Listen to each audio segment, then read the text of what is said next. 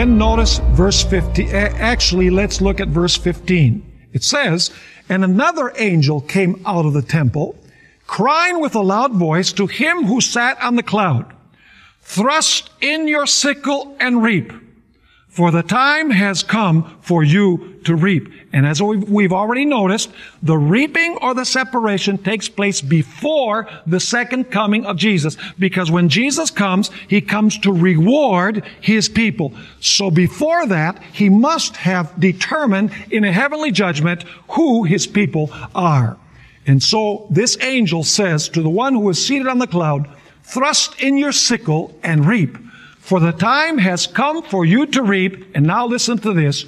"For the harvest of the earth is ripe." I want you to remember that. It says the harvest of the earth is ripe. Because a little bit later on, we're going to go to the Old Testament background to this passage in Revelation chapter 14. And we're going to notice that it doesn't say the earth, it says something differently. And so it says, "For the harvest of the earth is ripe." Verse 16, "So he who sat on the cloud thrust in his sickle on the earth," there it is again, "and the earth was reaped." Now there's no doubt whatsoever that this group of individuals who are harvested or who are separated in the judgment before the second coming of Jesus are the righteous. And you'll notice that the separation takes place all over the earth. And they're gathered in the city of Jerusalem. We'll notice a little bit later on, but they're not literally gathered there. They are spiritually or symbolically gathered there because they're citizens of the New Jerusalem, and yet they are found all over the world in different countries. And so basically this first group are those who keep the commandments of God. Those who have the seal of God. Those who, because they love Jesus, keep the seventh-day Sabbath.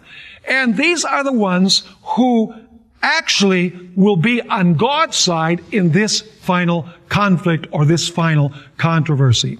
By the way, the book of Daniel also refers to this judgment of the Son of Man coming seated on a cloud to do a work of judgment. And of course, the sickle represents the work of judgment. Let's read Daniel chapter 7, verses 13 and 14. Daniel 7, 13 and 14. Here, Daniel, inspired by the Holy Spirit, said, "I was watching in the night visions, and behold," listen to this, "one like the Son of Man," the very same name that we found in Revelation 14, "coming with the clouds." See, there it is. He's coming with the clouds of heaven. And I want you to notice that He's not coming to the earth. He's not coming to this world. He's going somewhere else. It says, coming with the clouds of heaven. He came, notice carefully, to the Ancient of Days. In other words, He came to His Father in heaven. And they brought Him near before Him. They brought Jesus on the cloud near the Father.